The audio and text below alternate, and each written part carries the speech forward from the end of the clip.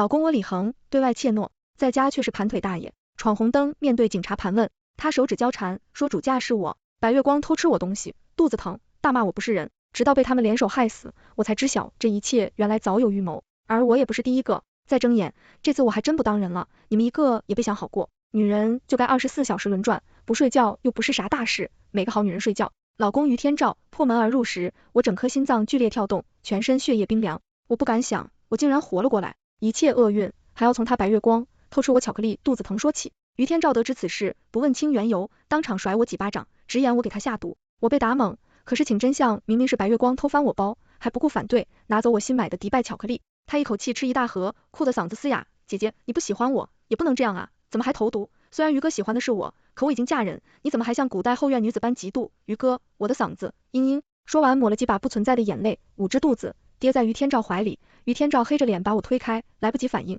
我摔在桌角，额头流血，而他抱起面颊红润的白月光，登向医院。行驶途中，白月光捂着肚子娇羞，于天照心急下脚踩油门，闯红灯撞了一个孕妇，肇事逃逸。直到3日后，于天照夜夜噩梦，这才说出真相。可警察已经上门，于天照怕了，手指交缠，双腿交叉躲在我身后，求我认罪。你也知道，家里就我一个司机，我要是进去，以后遇到点问题谁来帮你？还不如你去承认无证驾驶，闯红灯撞人逃逸。我拒绝，没成想几天后，于天照伙同白月光在筷子尖上动手脚，导致我中毒而亡。事后他们说我畏罪自杀，于天照拿着我的遗产迎娶他爱35年的白月光。那时候我才知道，他同我结婚是一场彻头彻尾阴谋，即便没有这一次，我也活不过1年。我从不是阴谋里第一个，也不是最后一个，可我不甘凭什么坏人潇洒自在，或许上天垂怜。再睁眼，我回来了，说我不是人，那这次我就不当人了。于天照愤怒骂我，钱小琪，别人没什么事，咋就你事多？什么叫偷？那放在你包里的东西可不就是我的？会不会说话？要不是你，我能闯红灯撞人，我能逃逸，我警告你去自首。一个女人进去就进去了，我可是男人。我同于天照像石半月闪婚，他是我初恋，认识他时会提心接我下班，生病帮我送药，每日早晚安，从不落下一次。我一度以为自己是最幸福的女人，遇到对的男人，可谁知这只是假象。闪婚当晚他原形毕露，把我按在床上，脚踩着我脸上掐脖警告，钱小琪，你敢说出去我就灭了你，还有你家所有人。你知道我不怕死，可那之前我会拉上你家所有人陪葬，这是你欠我的。我欠他，我笑了，原来他是这么认为，我的懦弱成为他变本家的折磨的理由，一次次数落我。娶媳妇就是伺候我妈，我妈生我养我不容易，你得敢去给我妈洗脚，那是我白月光，就是一个妹妹，有什么好吃的？当然妹妹吃，这小心眼，嫉妒心真强。婆婆周来地往沙发一坐，在手机里抱怨我不干活。前月吃着我买的牛排，还嫌弃味道是番茄，下次买黑椒的。妹妹我无辣不欢。于天照打游戏说我是没人要的东西，无数次身心折磨下，我被他洗脑，任人宰割，傻到用工资养着不上班的婆婆，自己家厕所不去，非要借厕所的白月光，还有窝里恨老公。但凡在外遇到事情，于天照总是躲在我身后，一副怯懦模样，我也不知怎么办。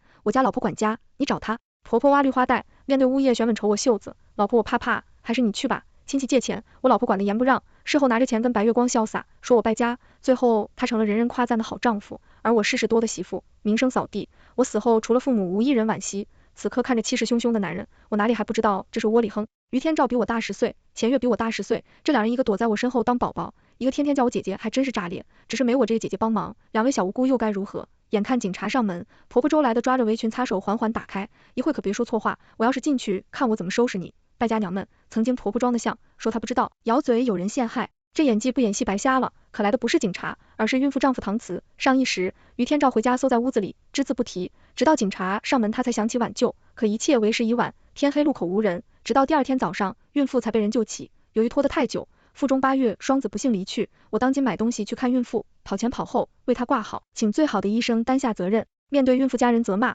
我一声不吭，想尽力弥补。于天照却抱着白月光，躲在家里吹空调，吃我买的山竹。可一切还是晚了，孕妇感染离去，谁知忙碌途中我晕倒，送医后检测出怀孕，我还没来得及感受腹中温度，被唐慈一脚踹在肚子上，当场鲜血满地。于天照的之后，抱着白月光瑟瑟发抖，连头都不敢抬。我伤害你一个孩子，你害我一个扯平了。孕妇丈夫脾气暴躁，不管这些，上去就走，你到时会打主意，就算你们赔也赔不起，更何况那是双子。于天照躲，前月8日肩膀出主意，于哥你就让姐姐再怀一个，等到8月时让人家出气。于天照摸前月头发，觉得是个主意，还是月儿聪明，这样谁也不欠谁。没多久，这样人见我想跑，联手给我下毒。此刻于天照低着头，一如既往眼含泪水，微微屈，还要想着把我推出去。唐慈不理会这些，让于天照赔钱给孕妇看病。这一时，有人在夜里打急救电话，孕妇急腹中之字躲过一劫。唐慈柿子大开口，张嘴要250万的封口费，否则报警。婆婆周来的把我推出门外数喽，一耳朵聋了，没听见人家要钱，就你这样就该被警察抓走，判无期才对，可别霍人。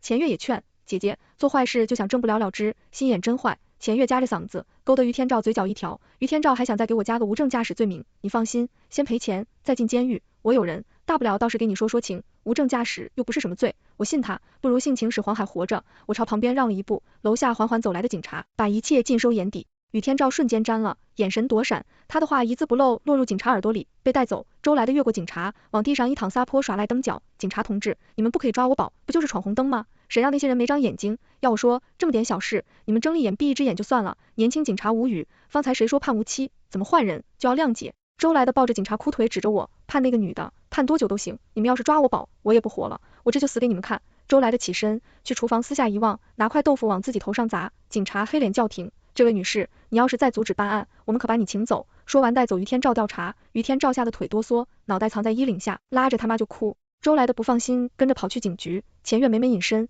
此刻看着眼前窝里哼的男人，我发誓我会比他更疯。可我怎么也没想到，这时好不容易远离危险的孕妇一夜间消失了。于天照出来那日，唐慈带一伙人上门要钱，先是敲了隔壁钱月家，又来敲我家，眼见没人开门，干脆在楼下支个棚子。当天我刚从医院检查回家，我摸着肚子，把检查报告藏好，生怕如上一世那般，我打算去复瘤子。于天照听见动静躲进厕所，才迈进去一步，惊慌退出。钱小琪，你大爷的，厕所里那头玩意你是要留着吃啊？当初他可不是这么说，他说钱月上厕所都是香的，甚至钱月来借用厕所，还贴心给马桶打上五颜六色香花。我一直以为于天照不懂浪漫，他说自己是直男，可惜我的真心错付。眼见我不动他冲向冰箱，报复似的拿走我买了的山竹巴底钱月，这是你欠我的，你也配是山竹？不看看自己什么样，月薪5000连屁都不如。我冷笑，你的1800工资岂不是连坨坨都不如？哪有人这么夸自己呀？于天照红着眼，一把山竹壳扔在我身上，起得发白的衬衣染上红色。我抬手反抗，浅月突然堵着我，抄起一把山竹壳往我嘴里塞。姐姐，壳子有营养，你吃壳子就行。于天照抓住我的手，必喷口水，你配吃吗？这都是我老于家的钱。周来的气得抓我头发一顿揉搓，谁家媳妇一周3块肉？我们从前都是啃树皮吃树叶，如今日子红火，山竹壳还挑上，那可是有营养的东西，挑3拣4。你以为你是大小健？有我这么狼狈的大小健？我发疯挣扎，吐掉嘴里山竹壳，目视众人。当初我怎就没看出两人狼狈为奸？于天照同我闪婚，根本不是爱，只想报复。他觉得钱月不嫁给他是欠他的，而我们都姓钱，舍不得报复钱月。我是出气替身，于天照又打了我一巴掌，还愣着做什么？还不去做饭？周来娣窝在沙发抠脚，无意一瞥，他把手只放在鼻下一顿彦祖。我起身拍拍裙子上灰尘去厨房。客厅里钱月吃着山竹，于天照刷美女视频，周来娣在家族群抱怨，你们是不知道，这媳妇我是教育不了，就该进猪笼。于嘉儿当家回复道，怕啥？等着看我们怎么收拾不听话的儿媳，指定制的服服帖帖。于滚滚也附和道，往死里打，自家媳妇打死了谁能说什么？周来娣拍的拍于嘉儿当家，就该给我保那个2房。于滚滚又立即跟得道，女人都是赔钱货，打。周来娣总说于天照是上天照顾孩子，要宠着，是老于家未来可期的男宝。如果不是靠着他爸的赔偿，他能送起礼物给钱院，到头来逢人说我花钱大手大脚，败光家产，我忍耐。周来的确说是我活该，我保1分钱没花，谁让他喜欢倒贴，还不是我儿魅力大。我进厨房瞬间，空调被周来的关上，他在门外吵着要4菜1汤。隐约间，我看见窗户外久坐的唐慈拉着横幅，没会，4菜1汤上桌，辣炒山竹壳，油焖叶子，凉拌土块，自己拔树枝，发财汤齐齐上桌。桌上几人大眼瞪小眼，看向我，脸色一个比一个难看。我把盘子一推，故作羡慕，这些是纯天然有营养，没添加剂，我是没机会吃了。婆婆，这可都是你老说的好东西，现在这个社会可不好找。钱小琴，你这个贱人，你是不是故意的？于天照眼神阴郁，捏筷子要插进我脖子，我委屈摇头，可这是婆婆说的，她最爱呀。我看着周来娣，又故意不安瓢的演出柜，钱月很巧妙捕捉到这一点，我故作心虚，钱月起身贪婪寻找，周来娣捕捉这一点，把我一推，我显现撞在水龙头上，钱月顺利打开柜子，隔着餐布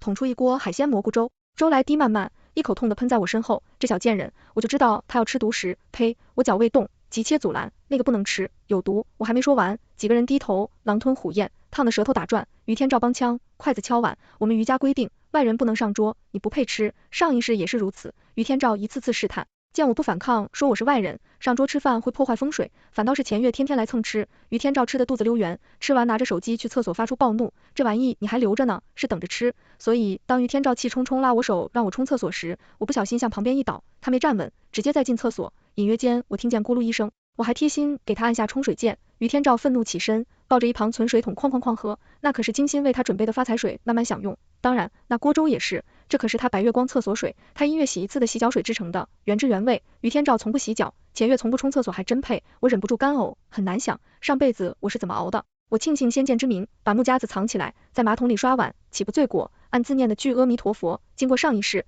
我了解于天照这个人，遇强则弱，遇弱则欺，我要比他更疯。于天照满身臭味，含恨上来掐我，在他触碰我瞬间，头顶灯突然爆炸，整个餐桌扭曲张开，血盆大口，木头发出瘆人的滋滋声。下一瞬，灯亮了，于天照满脸汗珠，裤子湿一片，臭上加臭。周来第七息粗喘，大口吞咽急速就心丸。钱月面色苍白，餐盘下藏着的纸张掉落，他慌张拾起，揣在兜里。钱月还没来得及出去，房门再次被敲响。唐子举着吊扶3登门，踏入门槛瞬间，捂着口鼻退出去，站得老远，要求赔偿丧妻丧子之痛。我不明白，孕妇目前失踪，他为何如此肯定？这里有什么秘密？在拉扯中，显月兜里的纸张掉落出来，他慌忙去勾，落在孕妇丈夫脚下，被先一步拾起。唐子脸色顿时大变，抬起脚朝前月肚子狠狠一串。于天照还来不及反应，等回国为拉着我去挡，结果被我一闪，他摔了出去。孕妇丈夫那一脚直接踩在他腰带下，于天照嗷了一声。唐慈继续用力，好啊，这就是你们说的要陪我孩子，还说让我等等，等谁的？这不是已经有了？既然有现在还正好，他们竟然用我交易，早早打了这样主意。唐慈狠狠补了几脚，脚下一滩鲜血，钱月疼得脸色惨白，咬唇发灿。钱小七欠你的孩子，凭什么我还？我立刻打断，妹妹啊，这就是你的不是，那日你就是吃多积食，如果不是你娜怎么会出这样的事？生妹妹叫了我牙疼。唐慈一听，下脚更重，我警告你们，3日内把赔偿款打给我，否则别怪我下狠手。钱月晕倒，于天照晕倒，我一点不觉得可惜，上一世我死的时候比这还惨，而这些人更加冷漠。可我总觉得哪里不对，这几人私下有联系，我或许应该找个私人律师。直到救护车来了，奄奄一息的于天照抱着某处哭口哀求，月儿她也不容易，老公出差又被人误打了，你去帮忙照顾吧。好啊，我微笑点头。当天晚上，我二话不说，拎着行李箱，混子随时出发的老年团报名旅游去了，嘴是答应了，脚可不甘。这件事最后落在周来的身上，同时照顾2人，跑上跑下。周来弟近几年养的富态，照顾于天照还算耐心。到了钱月之所幸刚丝球搓胳膊，搓了2下唉声叹气，开始耍赖。钱月疼醒，甩周来第一巴掌，姐姐，你这是干嘛？怎么能打我？钱月逢人就叫姐姐。周来的不干了，一屁股坐在地上大哭大闹，引来无数人观看。没天理了，老婆子我辛辛苦苦奉献，他被责怪。于天照刚想暴怒，看着一群观众垂着脑袋，妈，你就让怨吧，他一个人可怜。周来的眼里多了抹猩红。出发前，我趁周来的松懈，拿起他的手机，改绑银行卡。旅游归来，我前脚才探入屋子，后脚于家一水亲戚全来了，要给我开批斗会。当初于天照非要买43厅，一间周来地住，2间一水亲戚，要报答他们相遇真，我说可以，只要他掏1半房钱。结果抱着我给我磕头，我二姨死了，钱给他买棺材，你懂点事情不行，还得死人挣钱。当天他诈尸的二姨，也就是于家二当家不请自来，二姨还没进门，苦口婆心抓我的手，相劝为儿媳要勤劳，怎么能不养婆婆？那可是你亲妈，生你养你，我差点吐出来。顾自于滚滚浓妆艳抹，送我一本家规手册，婆婆日该送礼物就送，别那么视钱如命。我心里默念反噬。周来弟天天说我大手大脚，骂我为人很毒，水性杨花，恨不得让整个小区唾骂我，确实没要命，而是要了命。我的心软，成了我天天吃香喝辣，让家里入不敷出，是小区里出了名的懒惰败家媳妇。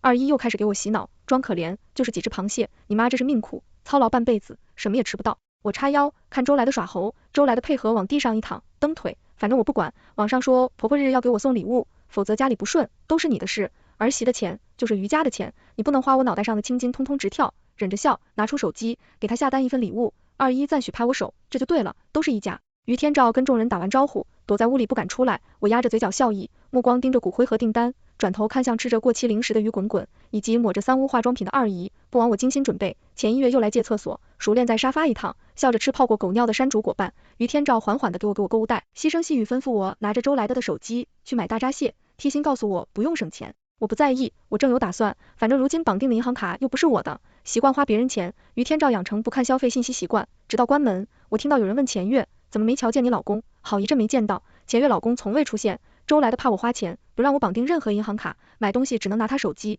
也是这个原因，他们丝毫不考虑价格，大手大脚，不是他的钱，一点不心疼。可这次花的可是他的棺材本。我挑起唇，点了佛跳墙、烤龙虾、帝王蟹，吃饱后，我贴心把海鲜分数10分，分别老邻居，还拿了一个颜色不一样的袋子。曾经我只知上班顾家，从不同邻居沟通，这也导致我死后，大家觉得我就是周来弟口中懒惰恶媳妇。见钱眼开，分完一圈，我把最好的冬虫夏草、奥龙、海参留给跳广场的陈奶奶，她是一个宣传小能手，起初还不信，毕竟我是周来的嘴里恶媳妇。最后欢欢喜喜牵着小孙子回去吃饭，回家后刚好看见于天照和甘月并肩从厨房出来，于天照神色慌乱，甘月平静整理裙摆，脸上有汗水。这两人，甘月出院才几天，还真是迫不及待。我后悔了，后悔走之前没开个直播。周来的站在一边抽烟，一众亲戚坐满沙发，两个小屁孩穿鞋在床上蹦跶，我只当看不见，笑着把手里的袋子扔给于天照。于天照手软没接住，袋子里黄纸红纹包裹的东西，明晃晃滚了一地，香灰、纸钱、花杂，手机滚得到处都是。我抽烟看二姨，口水点内，离她老远。呜，二姨，听说你被高空抛物砸死，脑袋都开花了，这回夜虽吃几月也不打紧，就是不知我买的东西对不对？你老人家好歹对付吃点，保着上路。二姨脸色难看，举起拳头要骂人，我又转向熊孩子，从兜里掏出一抹雄黄粉扔过去。可怜啊，才上小学，活生生被蛇咬死。婆婆说你脸色铁青，福薄的命，上辈子没少干坏事。小孩他骂气的直念人中，于天照被我吓到没敢阻拦，周来的来不及拦，我上前抓住于滚滚一阵摇晃，数你可怜，产检是难保，结果出生果真是个赔钱货，也怪不得一大家子叫你于滚滚。我抹泪，眼睛都红了，虽然长得丑，还被男友骗了怀孕生娃，也挺可惜的，但是没事，我婆婆厉害，能给你找个如夜郎君，保证你生10个8个，那些事情也当没发生过。二姨忍不住了，浑身颤抖，从地上抄起一把香灰，塞进周来的嘴巴。好家伙，我来帮你交讯息，结果把我自己送走了。行行，你们活着，我这个是去治人不添乱了。你以后也别称自己是一家人，高攀不起。熊孩子挺兴奋，踩了一天照衣服，夜，我死了，不用上学了。熊还在他妈拧的他耳朵，揪了出去，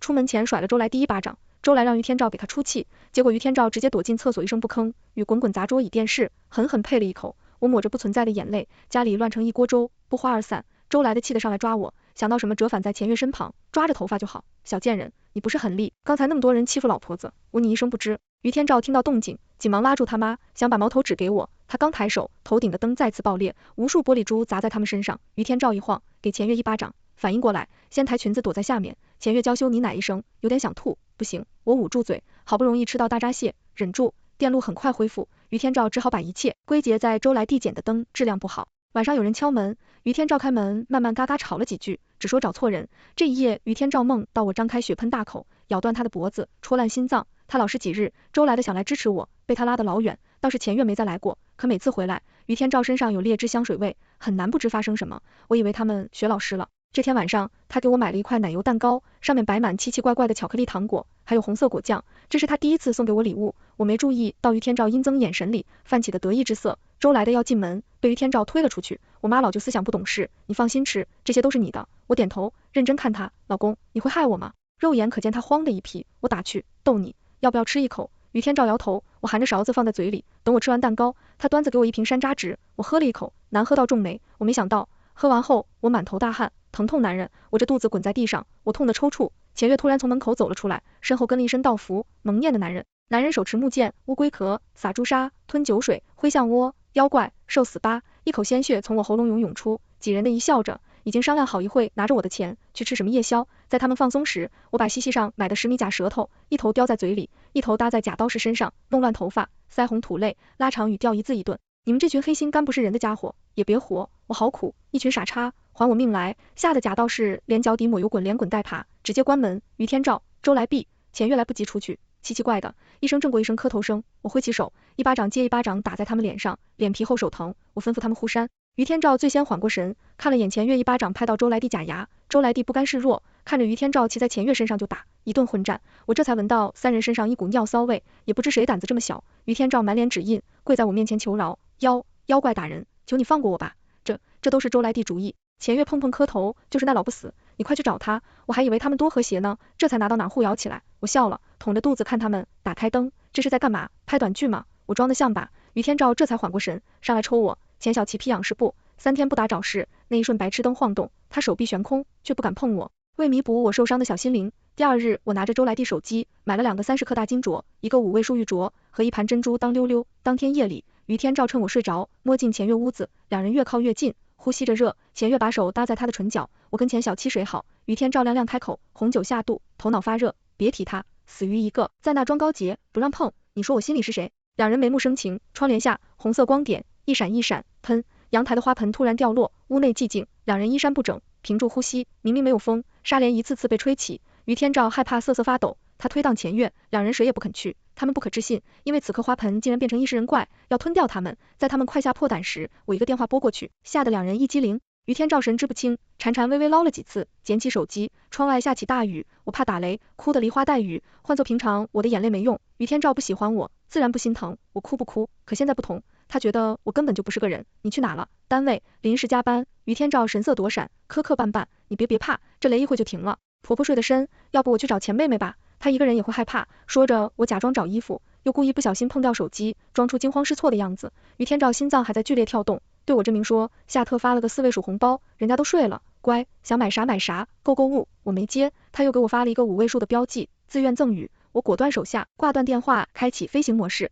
于天照脸色不好，手机摔在地上骂我。平常我从来不接他的红包，这一夜两人注定难以入眠。周来的不知从哪得到我再次旅游消息，为报复我，眼睛不眨狂刷钱，买奢侈化妆品，拿到家后第一时间拆开，扔一旁，又去买一堆进口水果，一个咬一口就扔，最后报了个10天10夜游轮游，报了个摔歌场听歌。卡刷爆时，前月正和姐妹炫耀新款包包，谁知付款时刷不出钱，前月气急把收回员从头到脚骂了一顿，收回员也不是吃素的，面无表情，当即告知卡刷爆，没钱，装什么有钱人，前月丢脸丢到国外。于天照得知这一切，对我破口大骂，写8字连拉的老长，可我早已拉黑他。当初他家怕我分到赔偿款，签下婚前协议，互不干扰，连3金都是欠条，至于卡里欠的钱，跟我没有丝毫关系。